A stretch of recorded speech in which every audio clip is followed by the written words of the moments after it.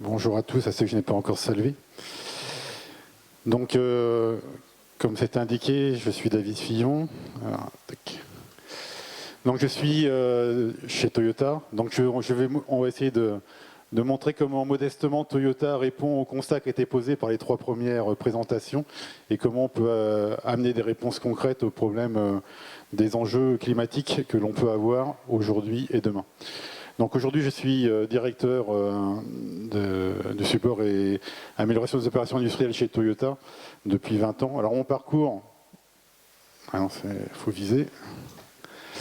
Donc mon parcours, donc promotion 91. Également, j'ai traversé la rue, là pas pour trouver du boulot, mais pour faire l'école de management de Lyon en master des managements des opérations industrielles. Après avoir passé 2 ans en Côte d'Ivoire comme prof de maths, où à l'époque, il y avait encore le service national.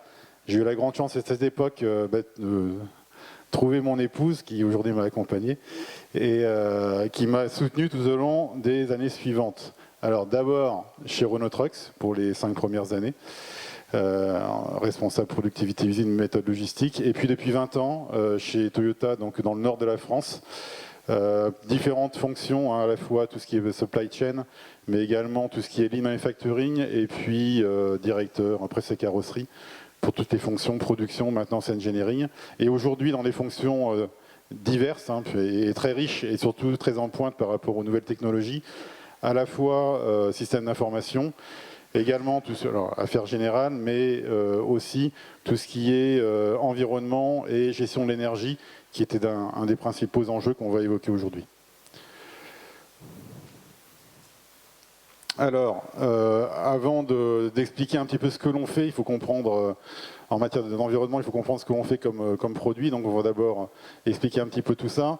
Ensuite, quel est le défi environnemental que c'est mis Toyota d'ici 2050 et même avant 2050. Deux points clés, je développerai dans la vision environnementale qu'a Toyota. Un point clé sur la transition énergétique dans le produit, donc globalement dans les voitures, et puis dans l'usine, hein, puisque moi je suis dans une usine et on fabrique des voitures, et il y a un enjeu important par rapport à tous. Et puis le dernier point, on ne fait rien sans les gens qui travaillent avec nous, et on ne traite pas que des idées, mais on met plein de petites actions concrètes tous les jours, et c'est important d'impliquer tout le monde. Alors, avant de démarrer, un petit film hein, qui explique, alors on est en pleine mutation aujourd'hui parce qu'on va lancer un nouveau véhicule bientôt, les principaux métiers qu'on peut avoir dans l'usine. Si la vidéo se déclenche bien. Oups, pour le coup ça va trop vite.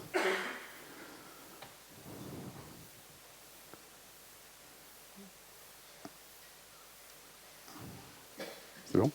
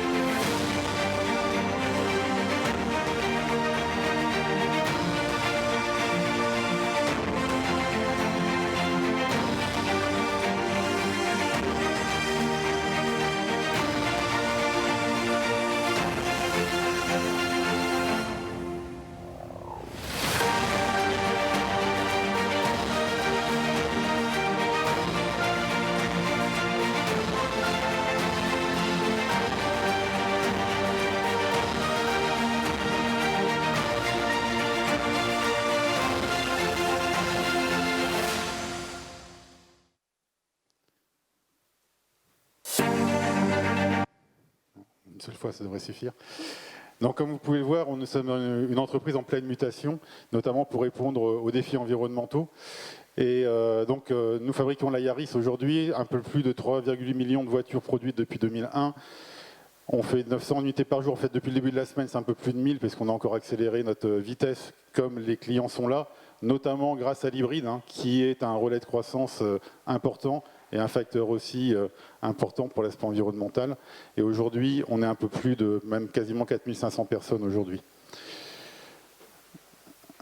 Alors, nous nous situons dans le nord de la France, à Valenciennes, dans une grande zone au cœur du marché, à proximité d'un siège européen à Bruxelles, et on est sur une base logistique intéressante en termes de flux. Donc voilà pourquoi on est dans le nord de la France. Et puis, on a une vocation effectivement de pouvoir réussir pour les prochaines années à être absolument pérenne, donc avec notamment une vision d'arriver à 300 000 véhicules par an d'ici 2020, mais de manière responsable et optimisée, et notamment en intégrant dans notre ADN tout l'aspect environnemental qui est décliné complètement d'une politique globale mondiale de Toyota. Et on profite justement, là vous avez la... On a révélé il y a 3 semaines la nouvelle Yaris là, qui va sortir d'ici quelques mois. On veut vraiment profiter aussi de ces changements-là pour intégrer complètement l'aspect environnemental hein, dans tous les changements que l'on doit amener au sein de l'usine. Alors, quelques chiffres au niveau de la politique environnementale. Depuis le démarrage de l'usine, donc on a déjà fait quelques progrès, hein, puisque depuis 2001, on a réduit de 57% nos consommations énergétiques, 72% notre consommation d'eau.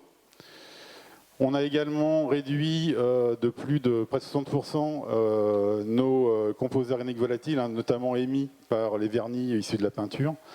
Et puis nos réductions de déchets de 60%. Et notamment depuis 2007, on revalorise 100% de nos déchets complètement. Donc ça, c'était notre point de départ.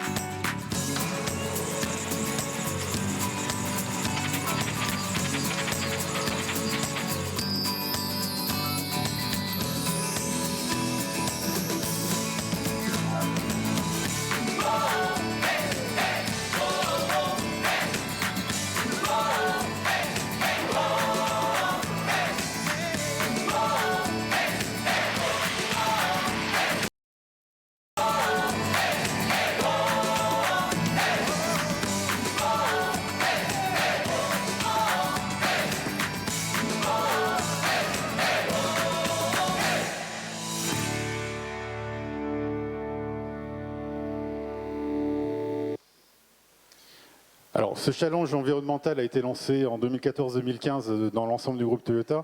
En fait, il repose sur 6 piliers, vous avez pu voir en image juste avant. 3 piliers correspondant à arriver à 0 CO2, d'une part pour les émissions de nos véhicules, d'autre part pour tout ce qui est émissions au cours du cycle de vie du véhicule, et puis dans les usines qui fabriquent les automobiles, comment arriver à 0 CO2. Et puis également, on va avoir un impact environnemental positif dans 3 domaines. D'une part, dans tout ce qui est utilisation de l'eau, également tout ce qui est développement d'une société basée sur le recyclage, et puis la contribution à accroître la biodiversité dans l'ensemble des activités que peuvent avoir Toyota. Je vais développer aujourd'hui simplement 2 thèmes, je pourrais passer des heures à développer tous les autres, mais aujourd'hui je vais développer surtout le thème de la partie produit 0 CO2, et comme je suis dans une usine, ce qu'on peut faire sur la partie usine. Alors, sur la partie produit, on va démarrer par un petit film.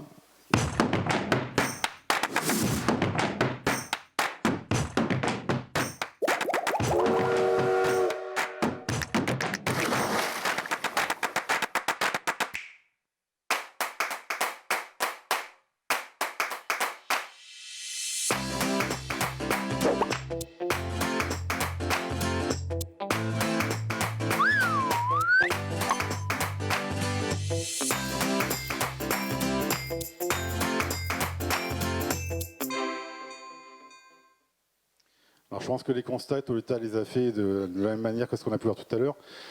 Et une des réponses que l'on fait, hein, c'est effectivement d'aller vers de plus en plus d'électrification. Alors ça, c'est une partie des réponses. La Prius, hein, depuis plus de 20 ans, a donné le top départ par rapport à ça. Et aujourd'hui, la gamme Toyota est majoritairement hybride. On a annoncé tout un plan également sur la partie électrification des véhicules qui va arriver, qui a déjà démarré, mais qui va s'accroître dans les années qui viennent. Et puis un exemple important au travers d'une des premières voitures à hydrogène qui a été lancée sur le marché, qui est la Mirai, donc qui est voiture à hydrogène, donc pile à combustible hydrogène. Alors une information également que j'ai eue cette semaine, parce que j'ai eu l'occasion de travailler avec le siège européen. Également, Toyota va lancer officiellement au 1er janvier une nouvelle division qui s'appelle Kinto, et qui, aux côtés des marques Toyota et Lexus, viendront accroître la capacité à optimiser à la fois l'autopartage, le covoiturage, de manière là aussi à être responsable. Et on s'attend à diminuer notre nombre de ventes de voitures et on veut promouvoir justement le partage automobile pour là aussi réduire tout ce qui est émissions de CO2. Ça c'est pour la partie produit. La Mirai, rapidement. Aujourd'hui, on veut essayer de l'accroître de plus en plus. À Paris, on a surtout les taxis aujourd'hui qui ont les moyens de pouvoir investir, mais c'était le cas également de la Prius il y a quelques années. Donc on pense que cette technologie va pouvoir se développer de manière, vous savez que les véhicules à hydrogène émettent de l'eau, même si la constitution du véhicule aujourd'hui n'est pas encore parfaite, mais c'est une réponse déjà à court terme sur le sujet. Au niveau des usines,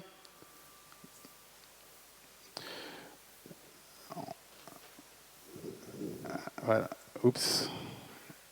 Si je fais un peu vite.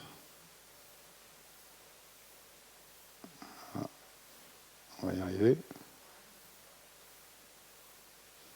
films qui ne se lancent pas.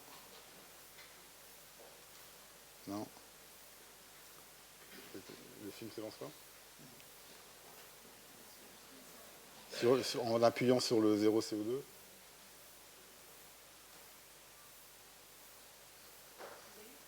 Et dans la petite vignette, la suivante.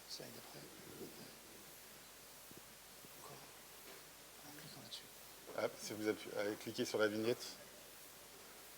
Désolé. Non, bon, il peut passer, c'est pas grave.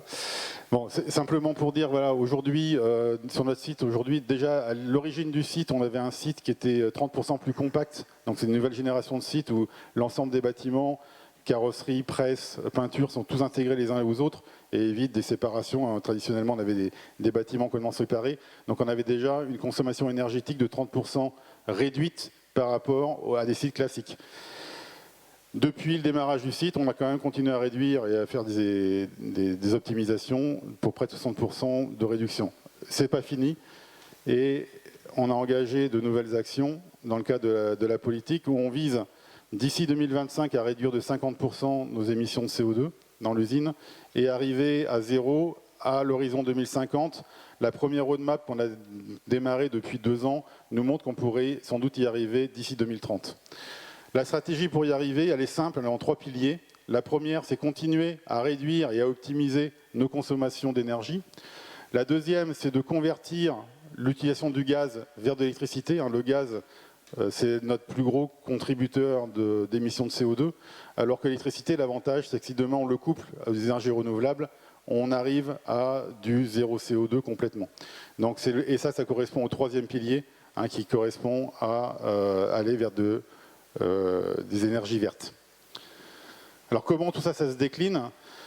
Premièrement, il a fallu faire le diagnostic. Donc là, on s'est appuyé sur le groupe EDF. On a bâti un partenariat avec eux qui nous ont aidé à faire un diagnostic qui nous a permis de comprendre où étaient nos pertes énergétiques, où étaient nos gains potentiels pour pouvoir établir une roadmap qui soit complètement claire et également impliquer l'ensemble aussi bien du siège à Bruxelles que de l'ensemble de notre personnel.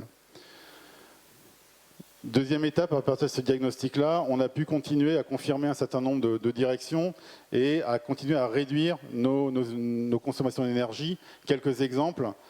On est en cours de remplacer complètement tous nos éclairages par du LED, ce qui devrait permettre de réduire de 70% de consommation d'éclairage. Également, une amélioration, et là on a besoin de toutes les équipes pour pouvoir mieux gérer nos arrêts et nos démarrages de production de manière à optimiser toute consommation pendant ces phases-là. Et également, on a démarré, là aussi avec EDF, une cogénération. Donc là, alors c'est pas complètement vertueux dans le sens où on a encore besoin aujourd'hui, malheureusement, de produire de l'électricité à partir du gaz. Par contre, l'aspect vertueux, c'est qu'on récupère la chaleur fatale de cette consommation-là pour chauffer nos bâtiments. Et là, on fait des gains sensibles en matière de réduction de CO2. On a profité, comme on l'a vu tout à l'heure, de la nouvelle voiture pour construire des nouveaux bâtiments et en même temps d'avoir des bâtiments neutres en matière de CO2, notamment à partir d'éclairage LED, mais également d'éviter d'avoir des zones complètement fermées et qui soient ouvertes sur l'extérieur. Et on a, grâce à ça, également avec des gains en isolation, réduit considérablement nos émissions de CO2 sur le sujet avec des bâtiments quasiment neutres. Sur la conversion de gaz, en électricité, quelques exemples.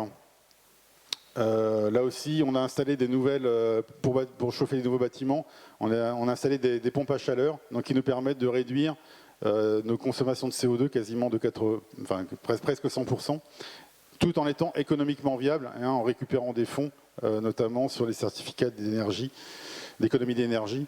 Donc ce qui est aussi, il faut pouvoir à la fois lier l'économique et l'écologique. Autre exemple, installation de pompes à chaleur aussi quand on avait des nouveaux investissements à faire ou des renouvellements d'investissements, notamment là c'est des groupes froids, on a profité des nouvelles technologies pour pouvoir également réduire considérablement nos émissions de CO2. Et là aussi, on a une usine qui a 20 ans, donc on avait des tours de refroidissement qui refroidissaient par exemple des compresseurs. À quelques centaines de mètres, on a des bains de cataphorèse pour faire la peinture, l'anti-corrosion, qu'on a besoin de chauffer.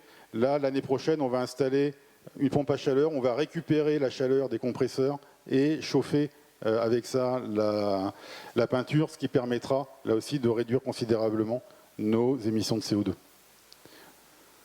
Et puis le troisième volet, c'est compenser, c'est-à-dire d'avoir de l'énergie renouvelable. Donc on a été un des pionniers au sein du groupe Toyota, puisqu'on fait partie des 5 usines au monde dans la sphère Toyota, à être reconnu comme pilote éco-responsable. Et on a mis en place des panneaux solaires déjà depuis pas mal d'années, une chaudière biomasse, et on va généraliser ces aspects-là. Donc on est en pleine étude aujourd'hui sur des panneaux solaires. Alors l'aspect économique est encore un peu difficile, mais on est en train d'essayer de pouvoir faire passer les CAPEX. Également biomasse, je pense, dans les prochaines années. On a démarré une étude géothermie également. Et puis, dès cette année, depuis 2019, en fait, on est en 100% d'achat d'électricité verte issue d'énergie renouvelable depuis cette année. Donc, ce qui nous permet d'économiser déjà dès cette année 3000 tonnes de CO2. Tout ça, ça marche bien. Et si on veut avoir des résultats, il faut qu'ils soient rapides et durables. C'est basé sur l'implication de tous. Et par rapport à ça, on s'appuie déjà sur une équipe de promoteurs d'auditeurs dans le cadre d'ISO 14000 et d'ISO 50000. 50000, c'est pour la partie énergétique. Mais surtout, on s'appuie pleinement sur la capacité de Toyota d'avoir un mode de management qui soit impliquant et qui permet à chacun de pouvoir avoir des actions concrètes dans tous les domaines, sécurité, qualité, mais également environnementale. Et tout le monde aujourd'hui est impliqué et extrêmement fier de dire qu'il a un impact positif sur la planète et de rendre notre planète encore plus belle. Voilà, merci de votre attention.